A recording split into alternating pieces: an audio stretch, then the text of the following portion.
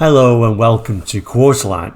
Quartzlight is a YouTube channel looking at car brochures from around the world.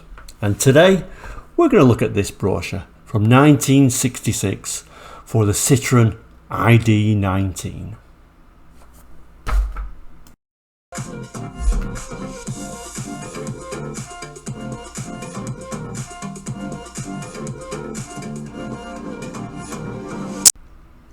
So this Citroen ID19 was produced between 1957 and 1969 and was basically a Citroen DS19 with less features and a less powerful engine, at least until this point.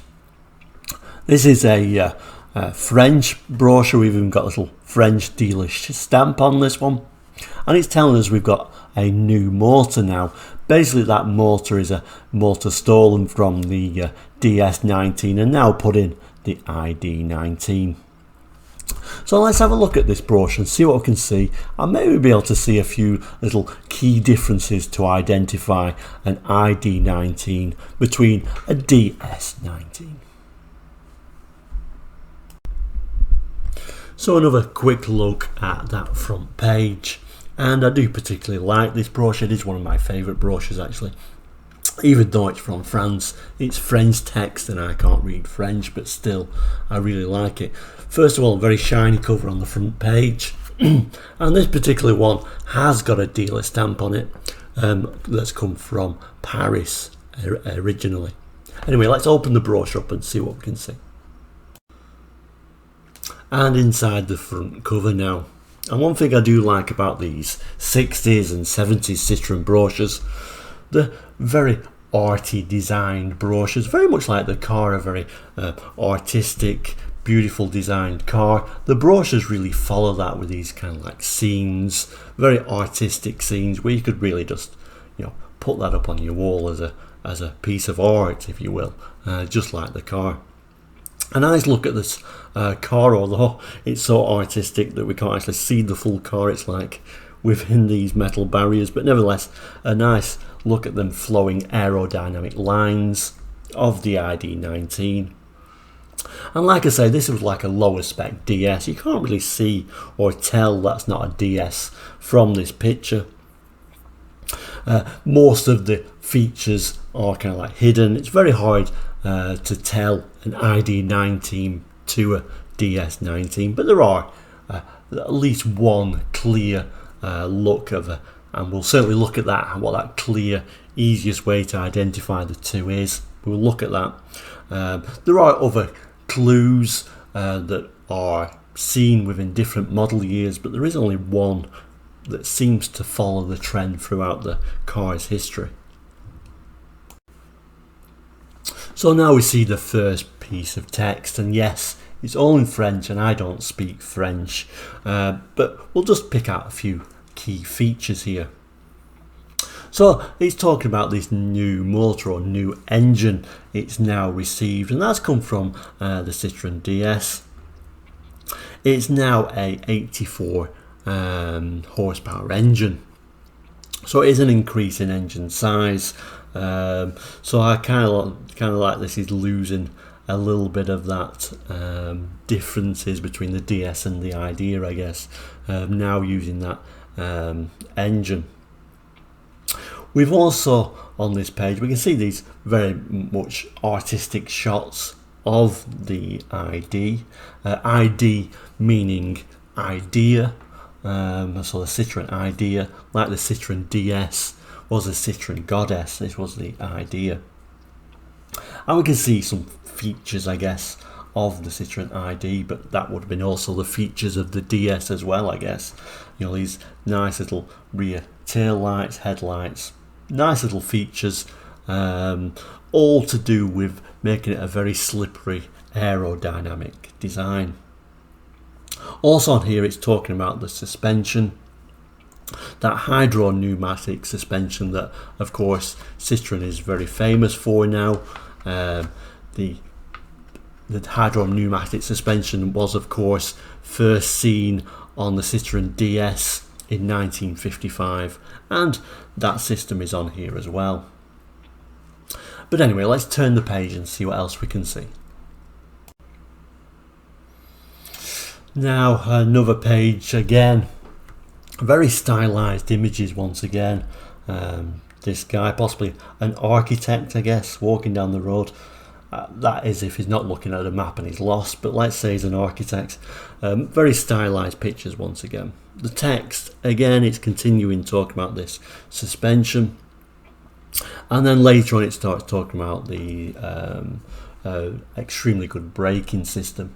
Different braking system on the DS to the 19. The DS had a much more complicated system to the ID. More of these stylist, artistic images on the centre page now. This time at a boat yard, and with this lovely green coloured Citroen ID. So it's continuing talking about the features of the Citroen ID, and then it goes on to tell us about the aerodynamics. Obviously a very aerodynamic, slippery shape. More beautiful images, this time of this sort of pale blue two-tone with the white roof. And if we look at the images, this is where we get the true way to identify a Citroen ID with a DS. As you can see, the famous Citroen chevrons on the boot lid here are in silver. If this was a DS, they would be in gold. And as far as I can see, that's the really only key way of identifying every model. At this time, there is no badge on it to say ID19. Some of the later models did have badges identifying the different DS and ID, but here we did not at this time. So the only real key way of identifying it just from a look on the outside would be these silver chevrons instead of the gold DS chevrons.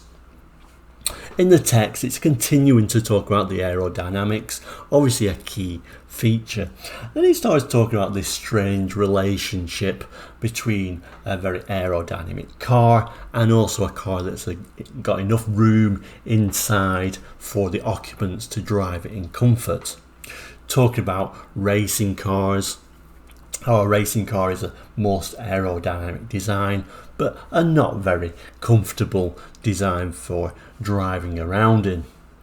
And of course the Citroen ID was an extremely comfortable and aerodynamic car, and still plenty of room for passengers. Talking about there being enough room for people to sit in there with their hats on. A little interesting little talk on that sort of relationship between space and aerodynamics. It even talks about the boot or trunk space still being a ½ meter cube area, so even though it tails off at the back to make it that nice slippery aerodynamic design, it's still not sacrificing the boot space at the back. Lovely image now of the interior, a very straightforward design. This is of course before the days of Citroen's fingertip controls around the steering wheel, but still it's talking about how they've tried to group the controls all together for ease of use.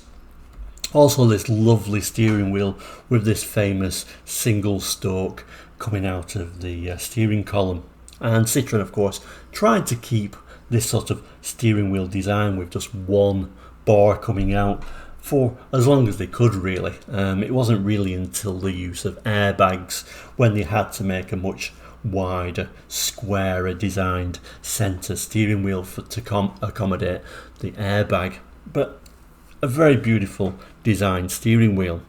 On the right hand side is a little bit of pictures of the seats, which it describes as being these large pillowy seats, very very comfortable seats as you can imagine in a Citroen. And what you found with a Citroen ID, they tended to be cloth seats, where your Citroen DS tended to have leather seats. And then finally we can look at the technical specifications, but not only that, great images from the side, the front and the rear of the Citroen ID, really showing that very aerodynamic design. Of course, a front wheel drive front engine car, so a very flat floor, making a lot of room for the driver and the passengers, and then, like it says in the brochure, even if you keep your hat on. So a very comfortable, advanced, futuristic design. And the Citroen ID and the Citroen DS, of course, influenced cars for years and years, even to some extent today, I think. So that is the Citroen ID. I nearly said DS then. It's so easy to think of this as a Citroen DS, but it is the Citroen ID. And we can see on the right hand side again, if we look at that trunk or boot, we can see those silver chevrons for Citroen. Of course, that would have been in gold for the Citroen DS. So there we go, that is the Citroen ID19. Together with the Citroen DS, this is one of my favourite cars, and this particular brochure from all the way from Paris, showing the French market, Citroen ID is one of my favourite brochures as well, from 1966, and still in very good condition for the year. Let me know what you think about the Citroen ID and indeed the Citroen DS. I'm sure we will do an actual Citroen DS brochure review in the future. But for now, please do like, comment and subscribe. It costs you nothing but certainly helps the channel, and we'll see you very soon. So for now, take care and goodbye.